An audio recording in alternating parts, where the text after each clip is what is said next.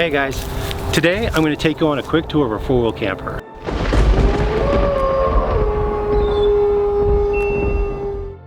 Let's pop the top on this.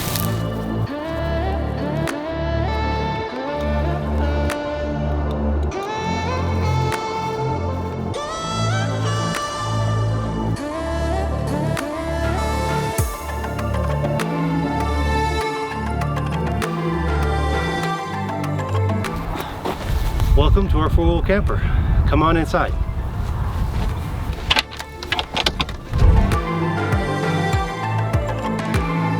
One of the things I love most about this is that Summer can set it up just as fast as I can set it up.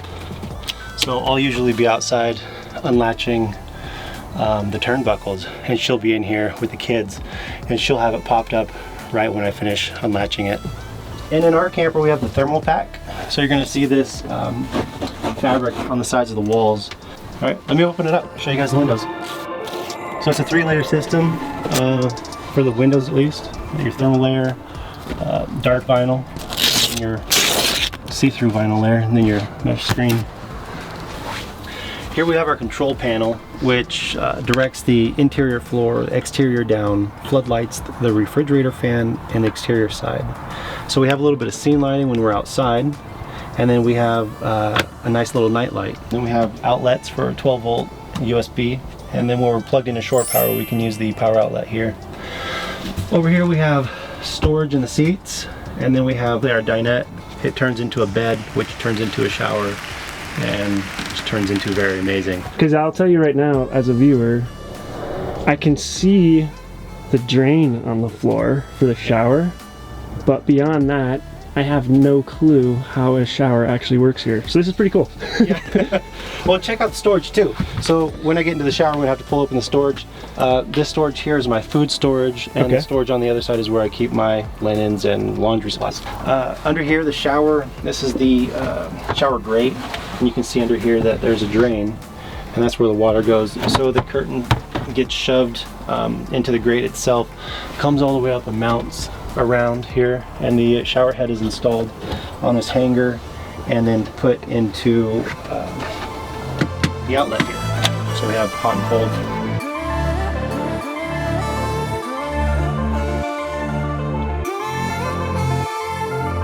We're camper with the fam. I'll store this, you know, behind a seat or something. Just makes it a lot easier to put that behind the seat. But for the purposes of this walkthrough, we're just scatter it, doing weird things.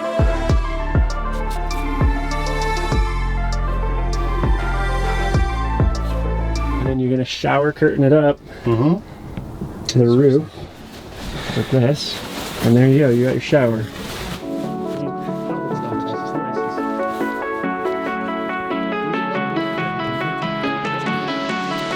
All I have to do is tuck it into the grate, and then we're ready to go. Sweet. It's still pretty amazing when you're a guy that's used to like rooftop tent. The whole concept of having an indoor shower is pretty amazing.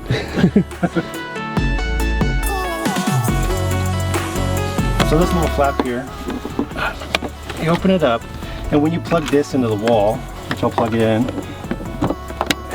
it starts off in the off position, and then you rotate it to the left, and you have cold, and then all the way over is hot. Or to finish off the setup, we would flip on the water pump right here. We'll turn on the hot water heater, which heats up 6 gallons of water. It works out perfectly. Sweet. Check it out. There we go, people. There's your magical shower. Tucked in at the bottom. You got your clip on the top. Ready to take a hot shower. We figured out like 30 seconds is about the appropriate amount of time to actually run the water. So you can stay in here for an hour if you want, but you get 30 seconds to go. And so 30 seconds, then scrub, then run it a tiny bit more for a rinse, and that's it? Yeah, that's about it. Over here we have the stove, double burner stove, standard camp style stove, just flush mount. And you have your sink, rotating faucet head, and then you know, hot and cold. Sink is rad how it folds down flat, flush mount. Yeah, we opted for the flush mount system. So they have 2 options here, and you can get the flush mount sink and flush mount stove, or you have the regular ones which stick up a little bit further and you lose counter space, and we opted for the most counter space possible. Brilliant. Oh yeah. Just close it like that. Here we have our freshwater tank, so we can check how much fresh water we have right now. So you see the flashing lights. I'm almost empty, but I don't like to travel with a lot of water just because it's extra weight. And we can see how full the batteries are. So they're all the way full. And then, boop, it's this water switch. Now the faucet works. Super cheap investment for you to make, and I'll leave a link below to the one that we bought on Amazon. And it's this right here. It's a paper towel holder. Super clutch. And all I have it attached with are Velcro stickies, so I can take this off and move it. But it's literally just stuck to the wall, and it's perfectly out of the way. And shoot, paper towels are amazing.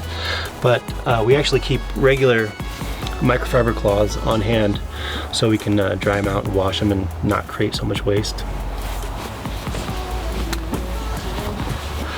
All right, fridge. This is a refrigerator. It's the medium-sized fridge. It runs off of battery power or shore power. And then we have a deluxe freezer. In the wintertime, we've noticed that if we keep it at 3, the water won't freeze. And in the summertime, we usually keep it around 6 or 7 to keep everything just as cold without freezing. More storage down on the bottom. I like to keep spices and cooking supplies in here. You can see my spice rack. One of the best $4 ever spent. It's a spice rack. I can leave a link to that in the description below. More storage over here. And then under here, we also have our hot water tank. Our hot water tank is a 6-gallon tank and it takes about a half hour to heat up. This is a switch right here that turns on the hot water tank, so we'll just flip that on, and in about 30 minutes you have scalding hot water. Next to the hot water we have a thermostat, which we toggle up to 90 degrees. It also has a reader at the bottom to show you the temperatures inside the camper. This is the furnace blower. I'll usually keep it set to about 50 or 60, and that keeps me comfortable enough to not wake up shivering in the middle of the night. Under all that, we kind of have the control panel, the brain to the whole system. So this is where the power comes in and goes out of. So we have 2 solar panels on top of the roof, and they supply our battery bank. And then this controls all of that. Well, also the shore power comes into here and gets made into battery power, and then on the outlets also. Let's check out the battery bank real quick, then we'll hit the bed. So this is the battery bank. Not much to see, just 2 6-volts.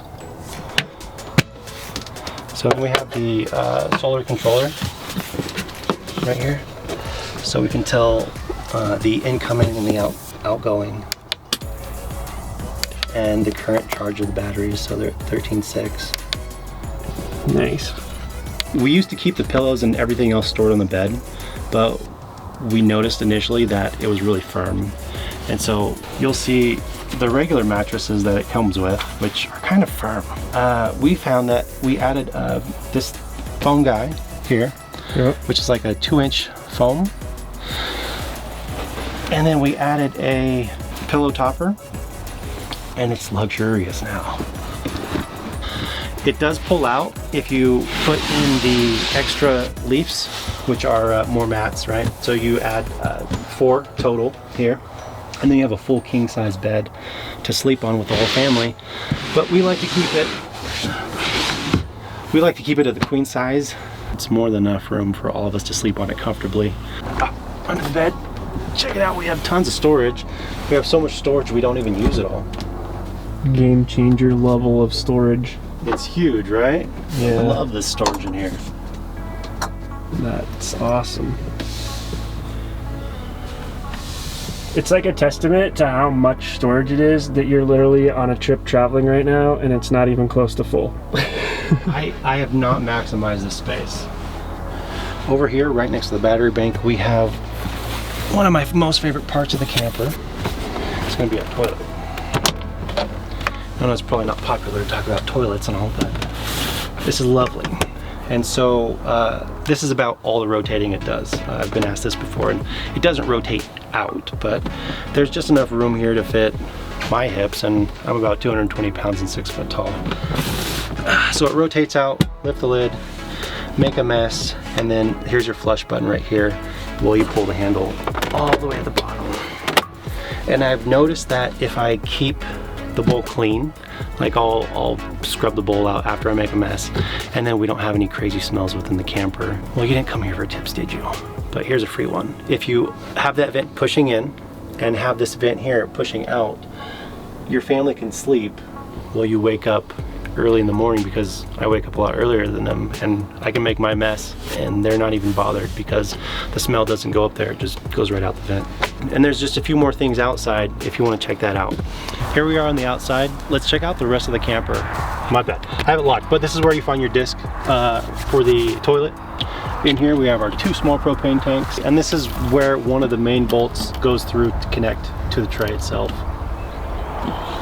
We opted for the rack, and we're still working on this because we're probably gonna mount some fuel cans to the back of this. We just didn't have it done at the time because we were concerned about the weight limitations that the truck may have. Second shower, so this is our outdoor shower, and this is my main jam, is the outdoor shower, especially when it's not freezing. Here we have the backside of the refrigerator, and although it's not advised to store anything in here, I put like our water hoses up in here. So I have the cords to hook up to shore power. I also have our water hose, our water filter that we use. Shore power is up here. The heater pushes out all the exhaust, and the hot water heater right here. And this is a secondary purge valve for the water tank. So this is where we plug in. So this is a direct fill line into the tank right here. And so I can either direct fill that with water through our filter from basically any spigot, or I can directly connect to the system. And one cool thing is when we directly connect to the system, I don't have to turn on the water pump. We also use a regulator to take the water pressure sub 50 psi. Down here we have scene lighting around, so we have 4 of these pods around the camper, which provide us enough light to light up the ground at night. Since I went ahead and showed you the camper, I'm going to quickly walk around the truck. It took a lot of work to actually make this happen, because when we first had it set up, I almost thought, I actually did think, I shouldn't say almost, because I did. I thought that it was a terrible idea. So the day that the camper went on, within the first 10 miles, I thought, what did I just buy myself into? I spent how much, and this thing rides terrible. So we went back to the drawing board. We contacted several people between MCM Fabrication and ADS Racing Shocks. We figured out what we could do to stabilize the truck to actually carry the camper. Okay, so let's go take a look, because carrying 2,100 pounds of camper is no easy task for almost any truck. But this is how we made it happen. To carry this massive amount of weight, we had custom springs built by Deaver. The coup de grace, and what really carries the weight besides the springs, are going to be the air shocks that live in there. The air shocks allow us to not have to run a sway bar on the truck. So you've got your standard shock mount shock, you've got a bump stop, and then way back up in there, you have a custom mounted ADS air shock. That's what that is right there. Yeah. Sorry, obviously it's kind of hard to see under the vehicle, so sorry about the camera angle, but that's awesome. It's incredible. This is our Norweld Tray. It's shipped directly from Australia, and we sourced it through Mule Expedition Outfitters. On these trays, yeah, it looks like you've got a killer amount of storage on these things. Oh, sure, yeah. You don't have to open it all up, but you have what? That's a decent amount of storage, right? Yeah, so this... Same here. Yeah. Nice. Nice. Yeah. Table in there. Stove. Under here we have a mounted 35. We run 37s on the truck, but this is more of a limp home tire just to get us out. We ended up coating it black with a bed liner ourselves because we just preferred that look. Plus we wanted the durability, because the aluminum has a tendency to oxidize, and so then you're like polishing and cleaning, and I really didn't want to get into that. Under here we have a 10-gallon water tank, which allows us to have the spigot right here. Awesome. So under the body, we've got skid plates. I've even got a rear diff skid plate, which I recommend for everybody out there if you're actually going to go off-road with your truck. Saved my butt a few times. We got these sliders. They're fully bolted on. Coming up front, we have our Baja style front bumper, which houses 2 aftermarket fog lights in a wide pattern. Then we have our come up winch on the inside, and it's a 12.5 RS, giving us enough pulling power to get out of all the crazy situations that we get into. And to wrap up the last of the suspension on the front, we went with MCM Fab Uniball UCA's ADS 2.5 coilovers with 700-pound springs and clicker adjusters. I hope you enjoyed this tour. Live unbound, always explore. Family forever. I'll let you later.